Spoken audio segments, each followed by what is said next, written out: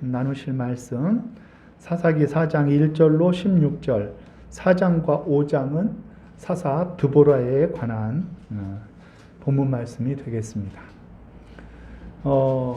사사마다 우리들이 이제 특징적인 그런 제목을 붙여봤죠. 첫 번째 사사였던 온니엘과 같은 분은 어떻게 우리가 정의를 했죠? 온니엘, 그 오래전 이야기를 지금 또 물어보니 당황스럽죠. 가장 평범해 보이지만 가장 비범했던 사사로 기억을 하시면 되겠습니다. 또 에훗과 같은 사사는 우리들이 그 특징을 어떻게 잡았죠? 왼손잡이 사사다. 그러나 그 왼손잡이, 이 히브리 말로 왼손잡이란 말이 따로 있는데 이 에훗을 수식하는 왼손잡이라는 말은 오른손의 기능을 못하는 그런 사사 에훗이다, 이렇게 우리가 정의를 했습니다. 그래서 왼손잡이다 이렇게 얘기를 하지만 사실은 오른손의 기능을 못한 그런 어려움이 있는 사람이지만 그 어려움이 있는 사람을 통하여서 하나님의 일을 수월하게 만들어 나가시는 하나님의 은혜를 함께 나누었습니다. 오늘은 사사 이름이 뭐라고요? 드보라라고 합니다. 드보라. 전에도 들어는 보셨죠? 예, 드보라 하면은 우리들은 그 오는 느낌이 별로 이렇게 강렬하지 않을 거예요. 드보라 그러면은 드보라 어떻게 신약 이름 같기도 한데 드보라 이렇게 생각이 되지만 그 이름의 뜻을 알고 나면은 유대인들은 드보라 그러면은 얼른 생각이 납니다. 드보라라는 이름의 뜻은 날아다니는 벌이에요. 꿀을 모으는 벌. 벌이 드보라의 이름의 뜻입니다. 그러니까 우리가 누군가를 부를 때 벌 이렇게 부르는 거나 마찬가지예요. 이상하죠. 우리가 생각할 때는 벌. 그런데 그게 이름이에요. 예를 들어서 에스더 같은 사람은 이름의 뜻이 뭐죠? 에스더. 그는 별이에요. 별. 에스더 부르면은 별 이렇게 부르는 거랑 똑같은 거예요. 그러니까 그 이름이 전부 다 무슨 큰 의미를 갖는 것은 아니지만 어떤 경우에는 그 이름이 갖는 그 의미가 그를 사용하고 그를 통하여 일하시는 하나님의 역사를 보여주는 아주 중요한 역할을 할 때가 있다는 거예요. 오늘 벌이라고 이름하는 이 드보라가 머물던 장소, 그것을 성경에서 특별히 우리에게 가르쳐 주는데 5절 말씀을 한번 같이 읽습니다. 5절 시작. 그는 에브라임 산지 라마와 베델 사이 드보라의 종려나무 아래에 거주하였고 이스라엘 자손은 그에게 나아가 재판을 받더라. 아멘. 이 드보라가 거하던 곳은 라마와 베델 사이에 거하였는데 그 라마와 베델 사이 중에서도 무엇이 많이 있는 곳에서 기거를 했느냐 하면은 종려나무 아래에서 기거를 한 거예요. 종려나무. 종려나무는 어떤 나무냐고 하면은 우리들이 한 번씩 목사님들이 어디 성지순례 다녀오고 하면은 기념으로 가져온 것들이 있는데 이렇게 먹으면은 대추처럼 생겼는데 굉장히 단 그런 거를 혹시 받아봐서 드셔보신 적이 있죠? 예. 그게 뭐냐고 하면은 대추야자가 맺히는 그 나무를 종려나무라고 그러는 거예요. 종려나무. 이 종려나무는 이스라엘 백성들에게 굉장히 중요한 나무입니다. 혹시 못 먹어봤으면은 여기 내가 또 여러분들 이렇게 준비를 해놨으니까 이따가 드셔보시는데 이 종려나무는 굉장히 유대인들에게 유익하고도 여러모로 쓰입니다. 그 종려나무 가지는요 빗자루로 써요. 빗자루로 이렇게 옆으로 쓰면 아주 잘 쓰러져요. 지금도 전에 여리고에 갔더니 그걸로 빗자루질을 하고 있더라고요. 빗자루로 쓰고 그 열매가 무수히 많은 열매가 다다다다 이렇게 붙어 있는데 그 열매 하나하나가 얼마나 단지 몰라요. 우리 입맛에는 너무 달아서 먹을 수 없을 정도예요. 그래가지고 이것이 그 달기가 너무 이렇게 달기 때문에 꿀처럼 달다라고 하는 거죠. 그래서 벌과 이 종려나무가 매치가 돼가지고 이 꿀을 모으는 벌과 같은 이 드보라 사사 밑에 이스라엘 백성들이 머물면서 이제 사사로서 판결도 하고 이 백성들의 평안을 주는 그런 역할을 드보라가 하고 있었다는 것입니다. 그러므로 우리는 이 드보라의 이 일을 생각을 하면서 이 드보라가 가진 그 모양을 먼저 잘 기억을 해야 돼요. 오늘 이 하솔 왕 이 싸움을 하게 되어지잖아요. 시스라하고 싸움을 하게 되어지는데 그 사람들이 머물던 곳은 이 지역이 아니에요. 여기는 베델과 라마 사이니까 유다와 에브라임 산지의 경계에 해당되어지는 그런 예루살렘하고 멀지 않은 그런 마을인데 이 싸움이 일어나는 그 본거지는 어디냐고 하면은 저기 갈릴리 쪽에 있는 그 지역에서 싸움이 일어나는 거죠. 다볼산이라고 하는 곳인데 그 다볼산 자락 밑에가 평야지대가 이렇게 쫙 펼쳐져 있어요. 그 평야를 우리는 이스라엘 평야다 이렇게 얘기해요. 우리는 지금 그 지역이 어딘지 모르니까 지금 그냥 그렇게만 그냥 이해를 하세요. 잘 이해가 안 되죠? 예, 드보라가 사는 곳은 산지이고 한 이스라엘의 한 중간쯤 되어지는 곳인데 싸움이 일어난 것은 저 북쪽 지역인데 그 북쪽 지역은 이스라엘에는 평지가 많이 없는데 이스라엘 평야라고 하는 넓은 평야지대가 있는 그곳 거기에 다볼산도 있고 거기에서 기손시내도 거기에 있는 그 지역에서 싸움이 벌어진다는 거예요. 그것이 왜 중요하냐고 하면은 그 싸움이 벌어지는 그 지역이 왜 설명이 필요하냐고 하면은 이 시스라의 강력한 무기가 있었어요.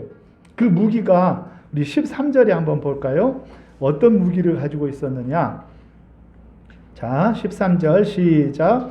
시스라가 모든 병거 곧 철병거 900대와 자기와 함께 있는 모든 백성을 하롯셋 학고임에서부터 기손강으로 모은지라.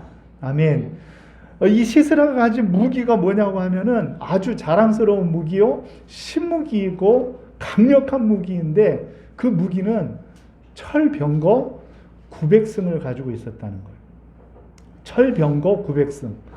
그러니까 철병거가 900대를 가지고 있었다는 것은 대단한 능력인 거예요. 특별히 지금 드보라가 머물고 있던 그 산지에서는요, 그렇게 강력한 무기는 되지 못해요. 왜냐하면 산지는 꾸불꾸불하기 때문에 이 병거를 타고 이렇게 싸움을 운영한다는 것이 쉽지가 않아요. 그렇죠? 그런데 이 다볼산과 기손산이 맞닿아 있는 그 평야지대에, 이스라엘 평야지대에서는요, 이 철병거는 굉장히 강력한 무기가 되는 거예요. 왜냐하면 빠르게 달려와서 공격을 할 수 있거든요. 사실은 철병거 하나만 있어도요, 굉장한 역할을 해낼 정도예요. 이해가 되시죠? 평평한 곳이라니까요. 아주 그냥 이스라엘의 그렇게 평평한 평야지대는 거기밖에 없어요. 네? 그러니까 그 지역에서 나중에 기드온도 거기서 싸움을 하는데, 기드온은 뭐에 당하냐고 하면은 그 낙타 부대에 당해. 낙타 부대. 낙타가 여러분 빠를 것 같아요, 느릴 것 같아요? 낙타가 뭐 빨라봤자 뭐 얼마나 빠르겠느냐 하지만요, 낙타가 굉장히 빠른 놈들이에요. 아주 엄청나게 빨라요, 걔네들이.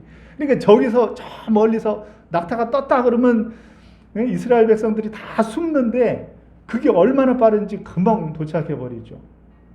하물며 낙타도 강력한 무기가 되는데, 오늘 시스라에게는 무엇이 있었냐고 하면 철병거 900대, 900승이 그의 손에 있었다는 거예요.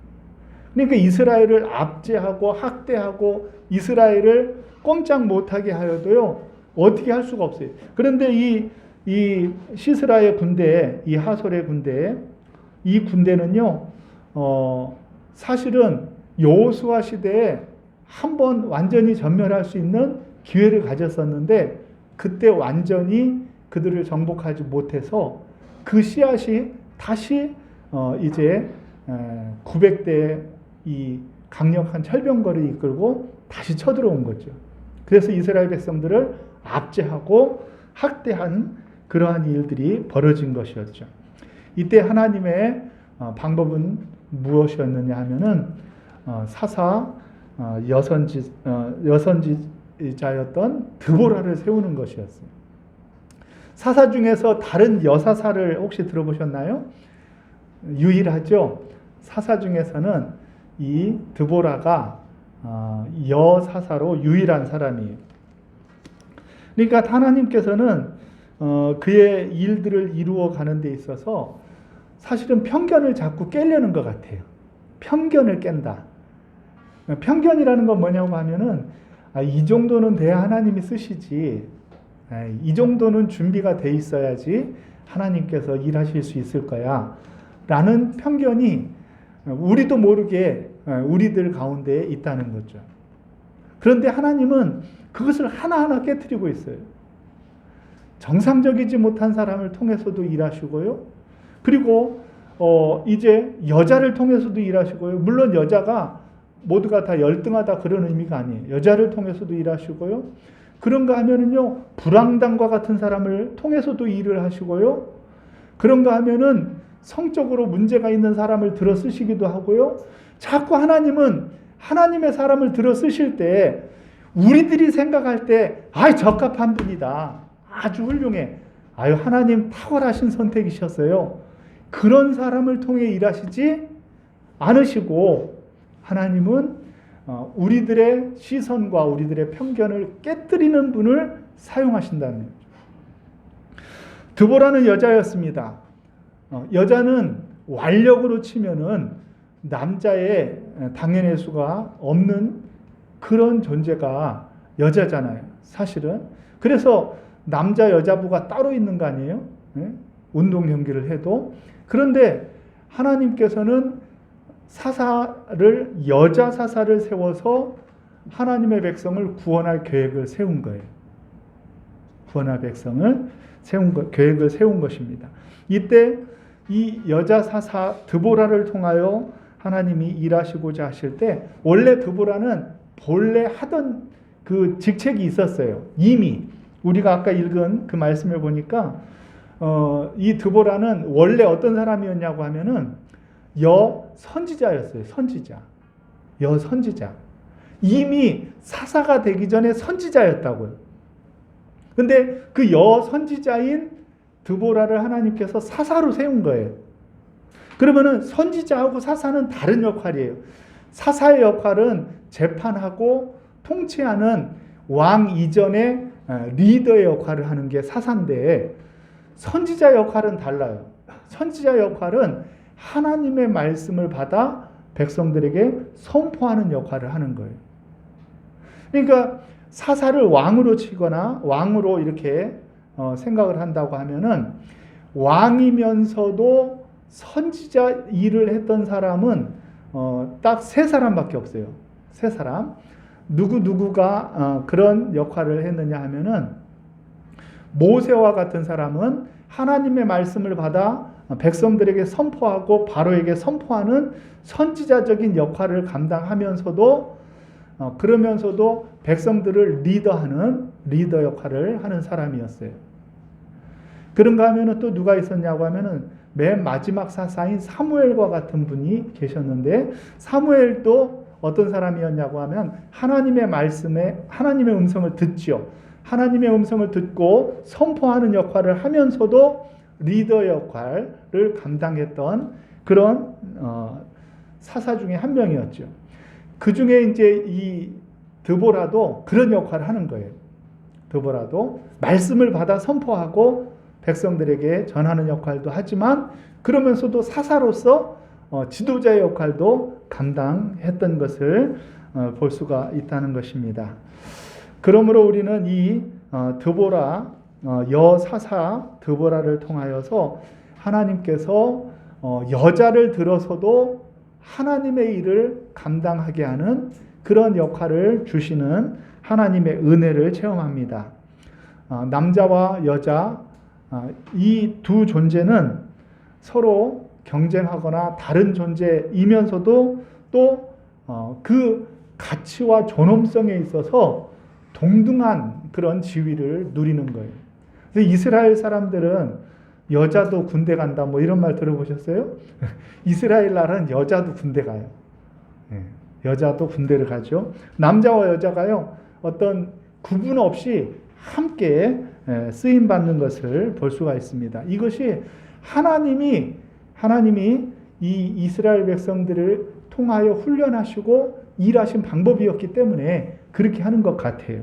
그래서 드보라는 선지자였지만 또한 사사로 부름받아서 그의 일을 감당하게 되어집니다. 다음 주에는 바락의 입장에서 이 싸움을 또 바라보게 되어질 텐데 그때 이 두 가지 역할을 이 드보라가 감당하고 있었다는 것이 중요한 역할을 하게 되어져서 기존 우리들이 가진 그런 해석과는 다른 해석을 얻을 수 있게 되어진다는 것입니다. 사실은 선지자는요 직접 나가서 싸우는 사람이 아니에요. 늘 선지자는 말씀을 선포하면 직접 나가서 싸우는 장수는 따로 있어요.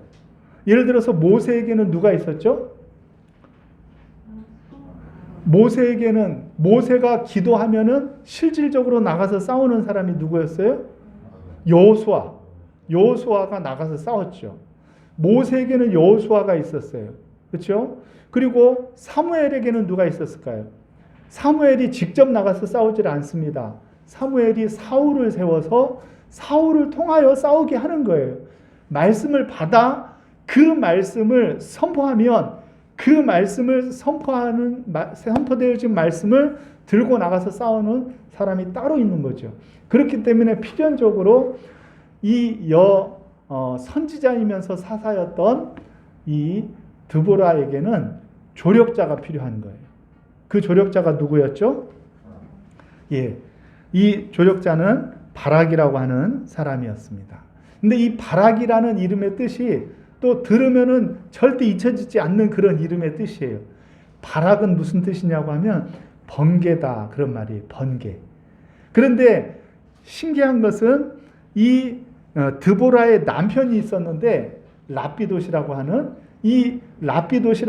그 드보라 선지자의 남편의 이름의 뜻은 뭐냐고 하면 번개빛이에요. 자기 남편은 번개빛인데 자기 수하에 번개를 들어 쓴 거예요. 이것이 어떤 언어 유희인 것 같지만 사실은 이 이야기들을 통하여서 우리들은 잘 이해가 되어지지 않지만 유대인들은 어떤 이야기를 들었을 때 이것이 연결되어지고 그림으로 그리는데 굉장히 도움이 됐을 거예요. 실질적으로 그런 이름을 가진 사람들이 일할 때 예를 들어서 이제 이 영웅이 3명이 나오잖아요. 다른 사사의 이야기에는 영웅이 늘 1명이에요. 늘 1명. 그런데 오늘 이 드보라 사사의 이야기에는 영웅이 3명이 등장합니다. 드보라도 등장을 하고 또 바락도 쓰임을 받고 그리고 나중에 야엘이라고 하는 여인이 또 등장을 하게 되어지는데 이 야엘이라는 여인은 산염소라는 이름의 뜻을 가진 사람인데 이 산염소가요 시스라가 도망갈 때 어떻게 해요? 나중에 우리가 보겠지만 그에게 젖을 이렇게 젖을 제공을 해요. 그러니까 산염소가 젖을 제공을 한 것이 이게 연결이 되어지는 거예요. 우리는 잘 이해가 되어지지 않지만 연결되어지는 것이죠. 자기의 것을 내어주고 시스라의 목숨을 빼앗고 그 죽은 시스라를 끝까지 추격하는 이미 죽은 시체를 추격하는 바락의 모습을 우리들이 이야기를 통해서 보는 것이 바로 오늘 드보라 사사의 이야기라는 것입니다. 결국은 우리는 하나님의 귀하신 뜻을 누군가에게 선포하면 선지자가 그 하나님의 말씀을 믿고 그 말씀을 대 백성들에게 선포하게 되어집니다. 그러면은 그 선포되어진 말씀을 듣고 하나님이 주신 말씀이니까 따르면 우리가 이길 거야 라고 나아가서 싸우는 장수가 있는데 그런 순종함으로 이 일을 이루는 거예요. 그러나 그 일을 이루는 것은 사람이지만 그 사람 앞에서 싸우는 분이 계셨는데 그분이 누구예요? 하나님이시라는 거죠. 이 지금 영적인 이 시스템을 가장 잘 드러내 주신 말씀이 오늘 14절과 15절 말씀이에요. 이 시스템을 잘 생각을 하면서 한번 14절과 15절을 한번 읽어보시기 바랍니다. 14절 15절 시작. 드보라가 바락에게 이르되 일어나라, 이는 여호와께서 시스라를 내 손에 넘겨주신 날이라. 여호와께서 너의 앞서 나가지 아니하느냐 하는지라. 이에 바락이 10,000명을 거느리고 다벌산에서 내려가니 여호와께서 바락 앞에서 시스라와 그의 모든 병거와 그의 온 군대를 칼날로 혼란에 빠지게 하시매 시스라가 병거에서 내려 걸어서 도망한지라. 아멘. 시작은 여호와께서예요. 하나님께서 이제 드보라에게 말씀을 주시는 거예요. 내가 너희의 군대에 앞서 나가서 싸울 테니까 이제 시스라와 싸우면은 이길 것이다. 하나님이 말씀을 주죠. 그 말씀을 드보라가 먼저 믿어요. 하나님의 말씀을 믿어야 거기에서 역사가 먼저 일어나는 거예요. 그 말씀을 믿지 못하고 아이고 이기긴요. 어떻게 이겨요. 저 스불론 지파 그 사람들이 무슨 힘이 있어요. 못 이길 것 같아요. 왜요? 아주 되기 쉬운 그게 있죠. 내가 가진 거 없어요. 저들은 철병거가 900이나 있대잖아요. 다른 데도 아니고 저 이스라엘 평지에서 저들이 싸움을 하려고 있는데 그 기손 시내가 다볼산에서 철병거가 900이나 있는데 우리가 이긴다고요? 하고 못 믿는단 말이에요. 우리의 이성으로는 믿어지지가 않는단 말이에요. 그런데 그 말씀을 믿는 사람을 통하여 말씀이 전파가 되어지고 그 전파되어진 말씀에 순종한 사람은 누구냐고 하면 바락이에요. 순종한 사람이 바락이에요. 그러면은 그 순종한 사람 바락은 뭐냐고 하면 하나님의 말씀을 듣고 그 말씀대로 순종했을 때 역사가 일어나는 거예요. 드보라도 믿었지만 바락이 순종하지 않으면 역사가 일어나지 않아요. 영적인 원리예요. 순종할 때 역사가 일어나는 거예요. 그런데 순종할 때 역사가 일어난다고 해서 그 역사가 나의 역사냐, 나 혼자 싸워서 이기는 것이냐, 그렇지가 않다는 거예요. 하나님이 앞서 가시리라 말씀하셨고 실제로 어떻게 했어요? 15절에 보니까 여호와께서 싸움의 주도권이 누구에게 있냐면 여호와께서 하나님이 주도권을 가지고 계시면서 어떻게 하시냐면은 그 모든 병거와 온 군대를 칼날로 혼돈케 했단 말이에요. 칼날로 그들의 군대를 혼돈케 했어요. 어떻게 했는지는 우리들이 정확하게 알지 못하지만 그들이 자중질환이 일어나고 그들 가운데 문제가 생긴 거예요.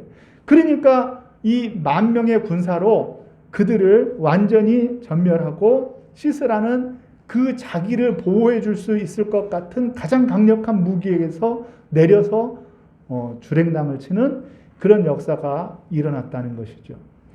하나님이 말씀을 선포하시고 그 말씀을 믿는 사람을 통하여 말씀이 선포될 때 그 말씀을 순종하는 사람을 통하여 하나님의 말씀이 역사가 일어나는데 그 역사를 이루는 분은 누구라고요? 하나님이시라는 것. 그거를 인정할 때 우리에게 복이 되어지는 거예요. 인정치 못하고 내가 이렇게 잘 싸웠네 이래버리면은 하나님의 역사를 보지 못하는 거죠. 그래서 민수기 1장 31절 신명기 1장 32절 33절의 말씀을 보면은 안 찾아보셔도 아는 말씀이에요. 하나님께서 이스라엘 백성들을 다시 명령을 내려주시면서 뭐라고 얘기하냐면은 내가 너희를 광야에서 여기까지 인도한 것은 너희들을 아들을 너희들이 안음과 같이 너희들을 안아서 여기까지 인도했다. 그것을 인정하는 사람은 하나님이 여기까지 인도하여 주셨음을 인정하는 사람은 복인데 그걸 인정치 못한 사람은 늘 불평불만이 그들의 입에서 나오는 것이죠. 우리들은 하나님이 우리를 앞서 싸우시고 앞서서 우리를 위하여 일하시고 싸우셨다는 사실을 인정할 수 있어야 돼요. 그때 우리들이 복이 되어지는 거예요. 영적인 원리는 하나님의 말씀이 믿는 사람을 통하여 선포되어지고 그 말씀을 순종하는 사람을 통하여 하나님의 일이 이루어지는데 그 하나님의 일이 이루어질 때 내 능력으로 이루는 것이 아니라 하나님의 능력으로 이루어진다는 것입니다. 이것이 드보라의 전투에 나타난 영적인 원리라는 거예요. 오늘날 우리들도 마찬가지예요. 우리들도 하나님의 말씀을 믿을 때 말씀대로 순종하고자 하는 그런 믿음이 생겨지고 그 말씀을 다 이해한다고 되는 것이 아니라 그 말씀을 듣고 그 말씀을 이해한 다음에는 그 말씀대로 순종하게 되어질 때 역사가 일어나는 거예요. 그리고 하나님의 역사가 일어났을 때 우리는 잘해야 돼. 그때 잘해야 돼. 성공이 일어나고 역사가 일어났을 때 잘해야 돼. 이것이 내가 싸워서 이겼다라고 생각을 하면 하나님의 앞서 싸우심을 보지 못하는 거예요. 그런데 내가 이루었는데 믿음의 사람들은 한결같이 뭐라고 얘기하냐면은 하나님의 은혜예요. 하나님이 이기셨어요. 그것은 뭐냐고 하면은 우리의 앞서 싸우시는 하나님을 바라볼 줄 아는 믿음 있는 사람들의 모습이라는 거예요. 우리의 믿음이 그런 믿음이 돼야 돼요. 그 마지막을 잘못하면은 내가 높임받고 내가 드러나요. 그러면은 이기고도 지는 것이 되어지는 거예요. 그러면은 우리는 이런 생각을 해요. 하나님께서 말씀 주시고 하나님께서 다 하실 것 같으면 하나님이 그냥 다 하시지. 왜? 그거를 믿는 사람을 세우고 순종하는 사람을 세우고 그렇게 하십니까? 라고 여러분들 질문하고 싶지 않으세요? 저는 그런 질문이 하나님이 다 하실 건데 뭐 어차피 왜 하나님께서 믿는 사람 세워요? 순종하는 사람 세워요? 수많은 사람들을 긴장케 하고 왜 그렇게 하십니까? 라고 묻고 싶은 생각이 들 거예요. 그런데 거기에는 하나님의 목적이 담긴 거죠. 하나님은 일에 관심 있는 것이 아니에요. 하나님의 관심은 그 말씀을 믿고 순종하고 따르는 우리들에게 관심이 있어요. 우리들에게. 하나님이 물질이 없어서 물질을 더하시려고 하십니까? 하나님이 땅이 부족하여서 땅을 더하시려고 하십니까? 하나님은 더 필요하신 것이 없는 분이셔요. 하나님은 우리의 생각과는 다르단 말이에요. 하나님의 관심은 이 일을 이루기 위하여 순종하고 믿고 따르고 실질적으로 그것을 감행하는 동안에 훈련되어지고 하나님을 알아가는 하나님의 백성들에게 하나님의 마음이 있는 거예요. 하나님이 시스라를 보복을 해가지고 무슨 유익이 있겠어요? 하나님의 관심은 당신의 사랑하는 백성들이에요. 우리들에게 있단 말이에요. 그러니까 우리들이 잠깐 고민하고 결단하고 이게 될까? 이런 생각을 가지고 믿음으로 한번 해보자. 하나님이 은혜 주시면 내가 이길 수 있어. 할 수 있어. 이런 생각을 가지고 했는데 됐어요. 그러면은 우리가 하나님을 예전에는 지식으로만 알았는데 이제는 하나님을 체험하여 아는 거예요. 하나님을 맛보아 아는 거예요. 하나님을 알아가는 거예요. 하나님을 체험해 가는 거예요. 하나님은 우리가 하나님의 역사를 이루는 그 과정 속에 쓰임받는 동안에 우리를 통하여 우리가 하나님을 알아가고 하나님을 체험해가는, 그래서 우리들이 영적으로 성장하고 자라가고 우리들이 하나님 앞에 성숙해가는 그것을 하나님이 기뻐하신다는 것입니다. 하나님은 일의 목적이 있지 않고 그 일을 이루는 사람들에게 목적이 있기 때문에 그렇다는 것입니다. 다음 주에도 우리가 이 이야기를 계속해서 이야기할 때 바로 그런 부분을 주목을 해가지고 우리들이 하나님의 말씀을 볼 수 있어야 될 줄로 믿습니다. 우리가 복음 찬송가 222장 찬양 드리실 때 나의 하나님 그 크신 사랑 나의 마음속에 언제나 슬픈 눈물 지을 때 나의 힘이 되시는 나의 영원하신 하나님을 찬양하기를 원합니다. 우리 222장 찬양 드립니다.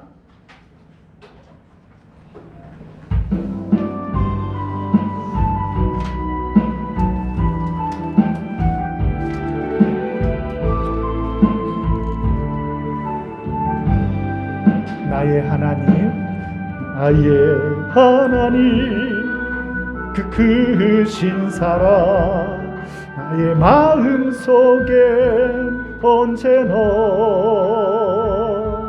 슬픈 눈물 지을 때 나의 힘이 되시는 나의 영원하신 하나님, 나의 구원의 반석, 나의 생명의 주인, 나의 사랑의 노래.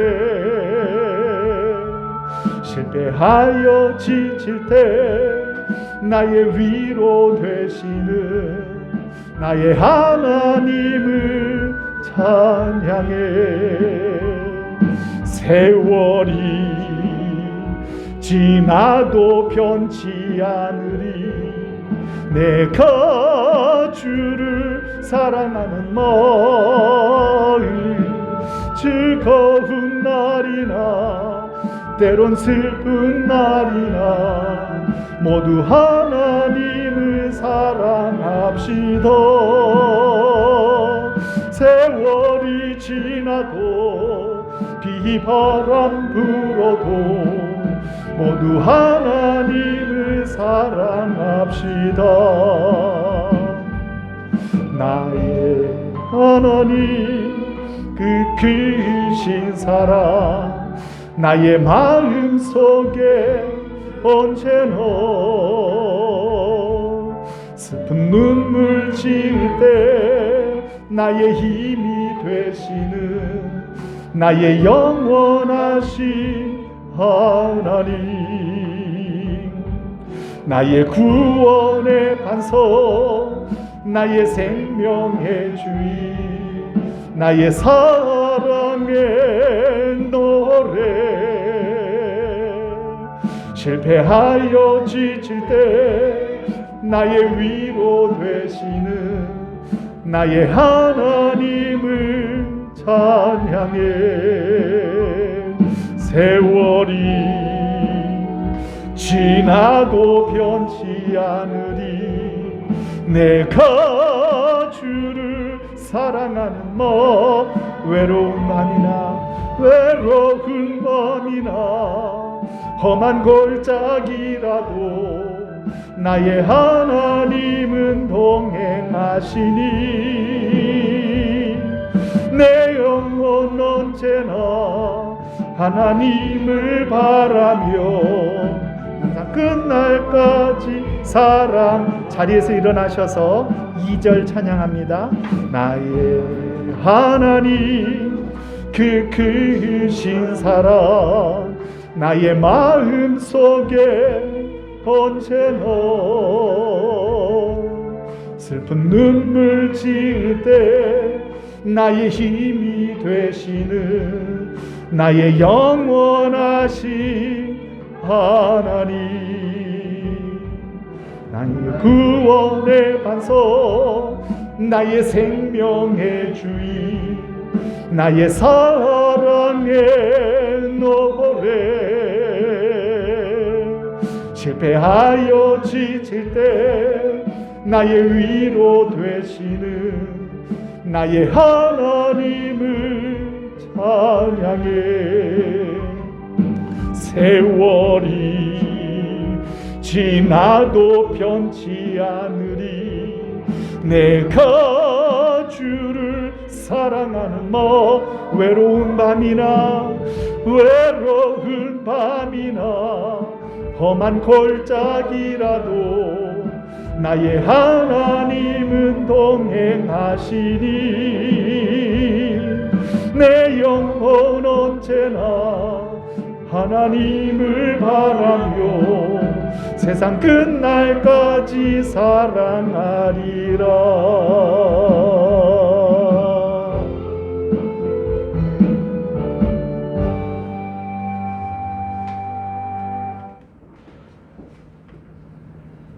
외로운 밤이나 험한 골짜기라도 나의 하나님은 나와 동행하시니 내 영혼 언제나 하나님을 바라며 세상 끝날까지 주님 사랑하겠습니다.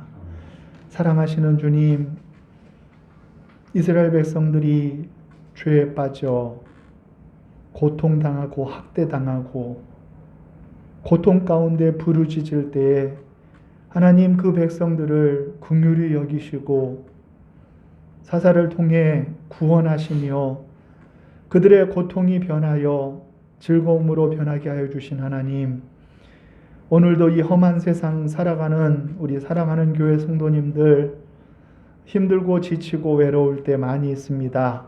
아프고 상하고 넘어질 때 많이 있습니다. 그때마다 아버지 하나님 앞에 부르짖게 하시고 주님 응답하여 주시어서 우리를 위로하시고 구원하시며 우리를 통해 영광 받아 주시옵소서.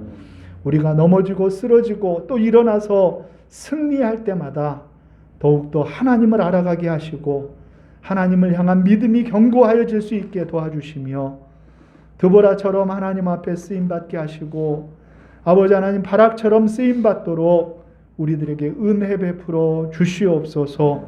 이제는 우리 주 예수 그리스도의 은혜와 하나님 아버지의 사랑하심과 성령님의 감화 감동 위로 교통 역사하심이 주 앞에 나와 이스라엘을 향한 하나님의 마음을 대신하여 쓰임받았던 드보라와 바락처럼 하나님의 손에 쓰임받기를 원하는 사랑하는 성도님들 머리머리 위에와 저들의 가정과 자녀들 위에와 하시는 사업과 일터 위에 또 우리 사랑하는 교회와 이 나라의 민족 세계 열방 위에 이제로부터 영원토록 함께 있을지어다.